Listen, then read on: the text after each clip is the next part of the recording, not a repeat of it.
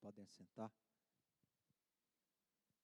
Nós vamos também abrir a nossa Bíblia em Mateus capítulo 24. Nós estamos caminhando, irmãos, para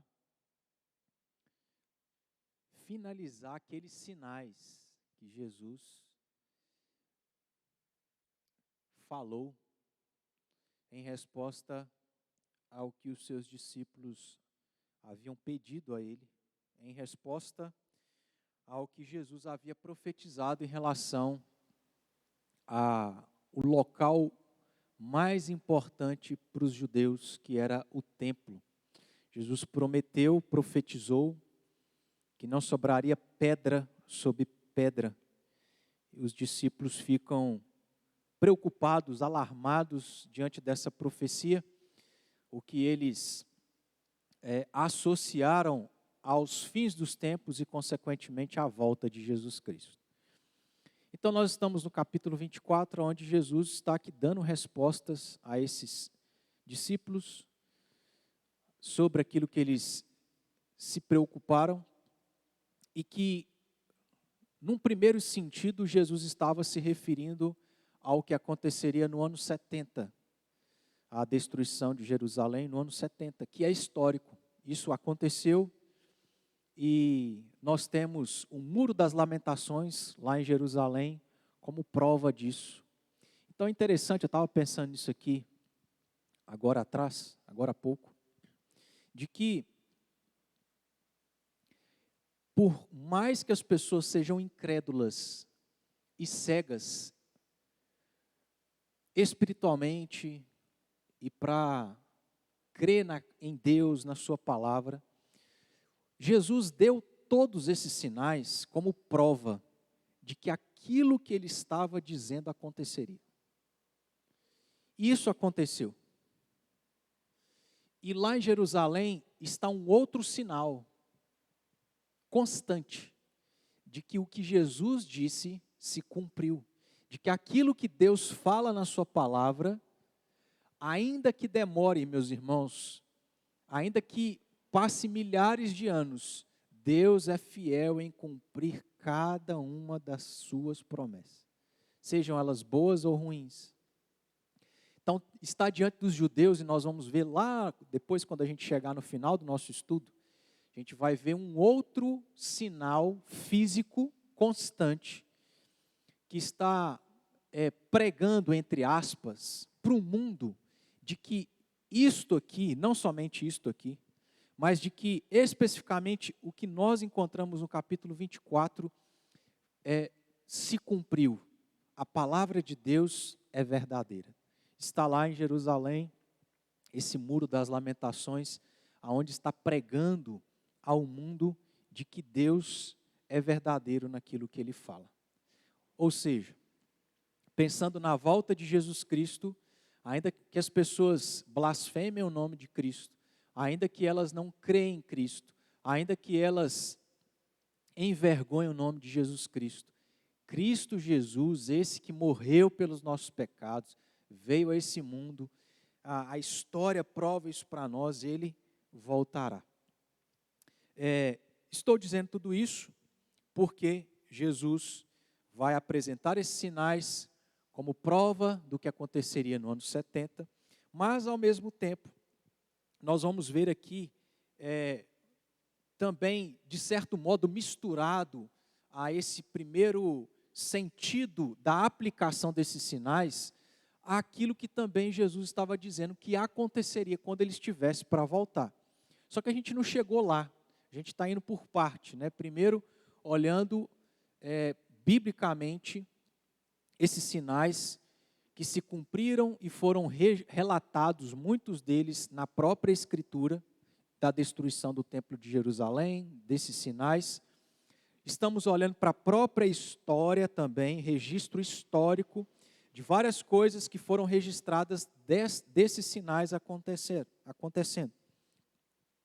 Após isso, a gente vai então tentar observar aí o que desses sinais tem se cumprido, já se cumpriram ou ainda não se cumpriram em relação à volta de Jesus. Mas Nós estamos chegando ao final desses sinais. Estamos no 8º sinal, que faz parte dessa última etapa dos sinais, que são 3, como a gente já aprendeu.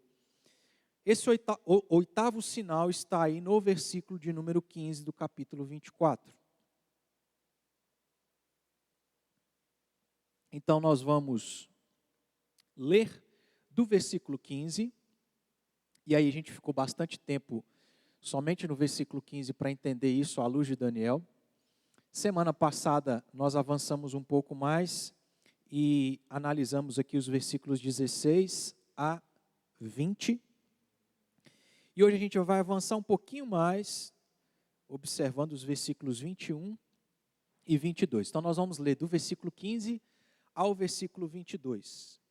Diz aí o texto: quando, pois, virdes o abominável da desolação, que falou o profeta Daniel, no lugar santo, quem lê entenda, então os que estiverem na Judéia fujam para os montes, quem estiver sobre o eirado não desça a tirar de casa alguma coisa, e quem estiver no campo não volte atrás para buscar a sua capa.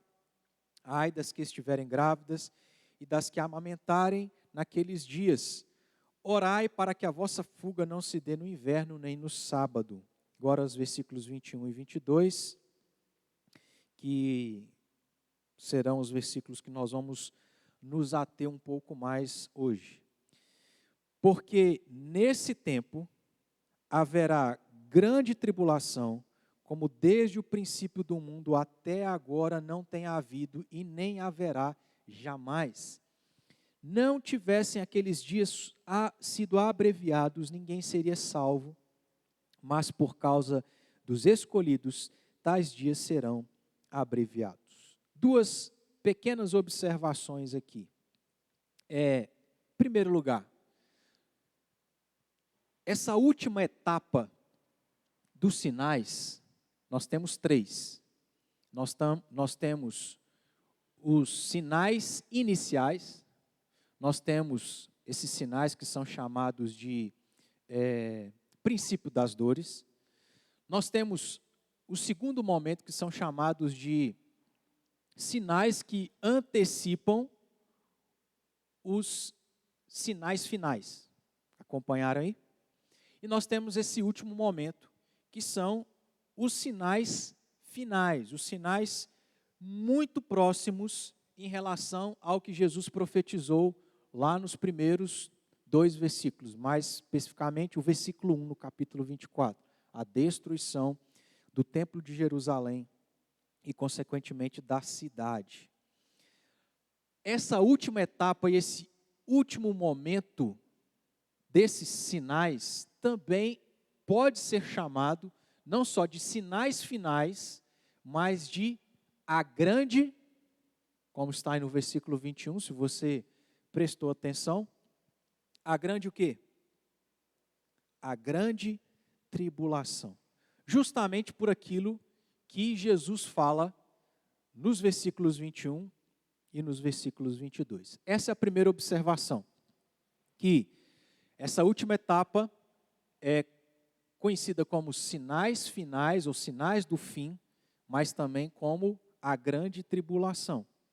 E a segunda observação é que Jesus aqui, já se referindo ao que aconteceria, como fazendo parte desse 8º sinal, que diz respeito ao abominável da desolação, ao surgimento do abominável da desolação. Depois de Jesus fazer um alerta sobre o que os cristãos deveriam fazer quando vissem esse 8º sinal se cumprir, ou seja, olhando lá para Lucas, Lucas interpreta o que era esse abominável da desolação. Lucas vai dizer que nesse momento, ou esse 8º sinal, nada mais era também do que ver Jerusalém sitiada de exércitos. Jesus estava dizendo, quando vocês, esta geração, verem Jerusalém sitiada de vários exércitos, saibam que está próximo à destruição dessa cidade. quando vocês virem acontecendo isso, vocês precisam fazer algumas coisas.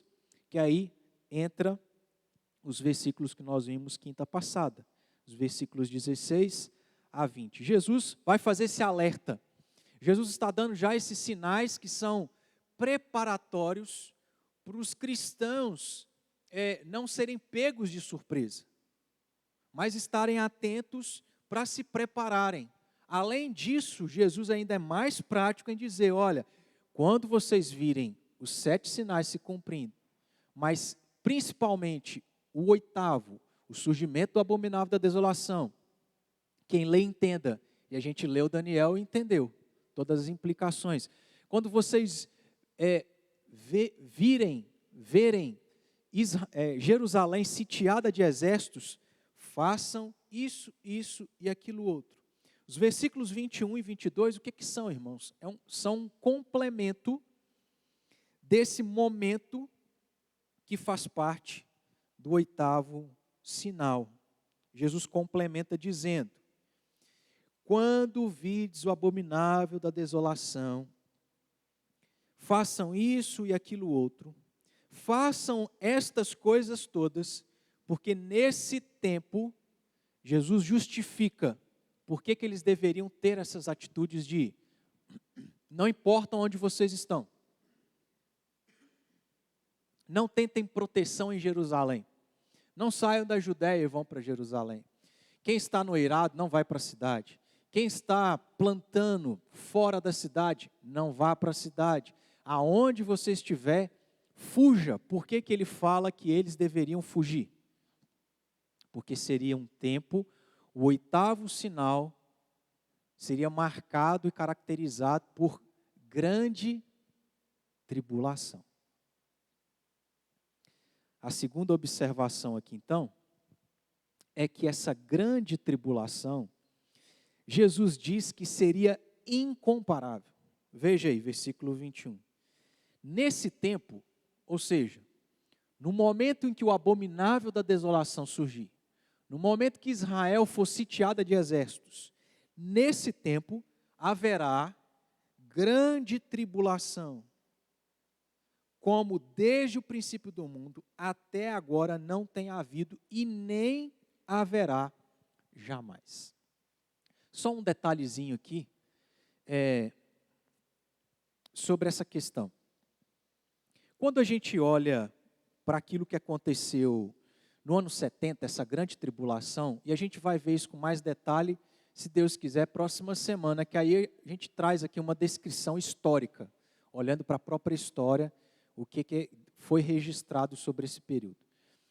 Mas, quando nós olhamos para aquilo que aconteceu no ano 70, Jesus está dizendo assim, nunca jamais haverá uma grande tribulação como essa.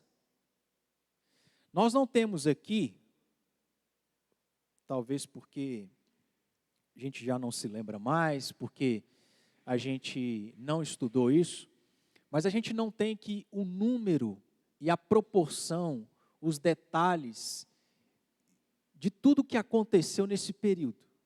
Mas o fato é que, vamos pensar aqui, a Primeira e a Segunda Guerra Mundial, será que foi um período de maior ou menor tribulação que o período que os judeus viveram no ano 70? O que os irmãos acham?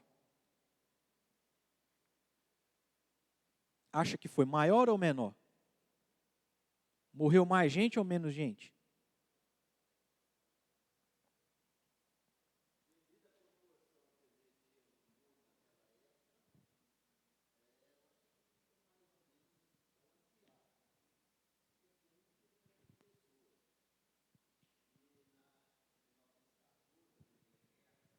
Versículo 22 se refere a esse 8º sinal.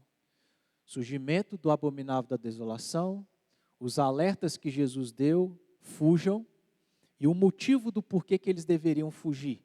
Grande tribulação incomparável, sofrimento incomparável. Mas se lembrem, saibam, sejam consolados, de que Deus ainda assim encurtará tais dias para que vocês possam, dentro do possível, não sofrerem tanto demonstração da misericórdia e do amor dele. Tudo isso aqui marca o que é chamado de os sinais do fim ou da grande tribulação. Feito isso, entendendo esse oitavo e último sinal, esse oitavo sinal, nós, se Deus quiser, semana que vem, vamos aí observar, olhando para a história, quem que é esse abominável da desolação? A gente viu que lá na profecia de Daniel era Antíoco IV Epifânio. A quem que Jesus estava se referindo? Só um spoiler, e tem a ver aí com aquilo que eu disse no início, que é um sinal, nos dias de hoje, constante, pregando ao mundo afora, de que se isso aqui aconteceu, que Jesus disse no ano 70, a volta de Jesus também acontecerá. Então, o Eliseu vai projetar aqui algumas imagens. Essas imagens é spoiler de quem é essa pessoa, esse indivíduo chamado de abominável da desolação. E esse aqui é um dos sinais visíveis que continua aí para que as pessoas, sabendo o que aconteceu, que sinal é esse, entendam e saibam que Jesus está para voltar. Então a gente tem esse arco aí, pode ir passando, que se você já foi lá em Roma, na Itália, lá no Coliseu, você vai identificar que justamente esse arco está aí ao lado do Coliseu, aqui ao lado direito. Pode passar. Aí a gente tem essa inscrição, que diz assim, presta atenção, ó, eu não vou falar a inscrição toda, só para já não adiantar o nome desse indivíduo. Mas o que está escrito ali em grego, em letras maiúsculas, é: o Senado e o povo romano dedicam este arco ao divino abominável da desolação. Tá, eu vou usar abominável da desolação, não é porque está ali não. É só para não falar o nome agora.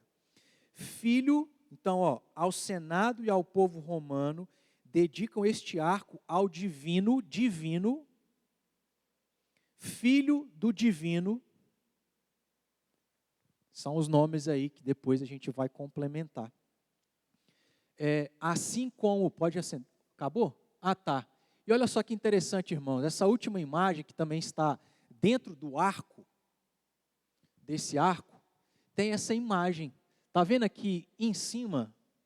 O que é aquilo ali? O candelabro. Ali foi registrado em pedra o que esse abominável da desolação fez no ano 70. Eles entraram em Jerusalém, sitiaram Jerusalém com seus exércitos, entraram no templo, saquearam, destruíram o templo. E ali é a imagem deles carregando algumas coisas do templo, no caso, o candelabro. Isso aqui, assim como o Muro das Lamentações, é um sinal ao mundo de que o que Jesus disse se cumpriu. E o que ele disse se referindo à sua volta também se cumprirá. Jesus um dia voltará, Deus derramará o seu juízo e a sua ira. Portanto, que a gente possa se atentar aos sinais, se preparar, estar em alerta e principalmente, que aqueles que ainda não reconheceram Jesus como Salvador, reconheçam antes que Jesus volte. Oitavo sinal, e aí semana que vem a gente olha para a história para entender quem é esse indivíduo, que arco é esse, o que aconteceu na história sobre essa grande tribulação e coisas nesse sentido. Alguma dúvida? Ficou claro? Os irmãos entenderam?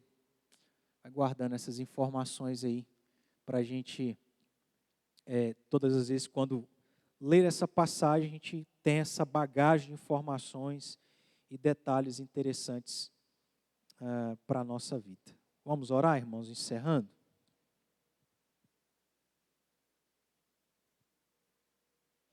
Vamos ficar de pé? Pedir a nossa irmã Lúcia, por favor, ora encerrando para nós.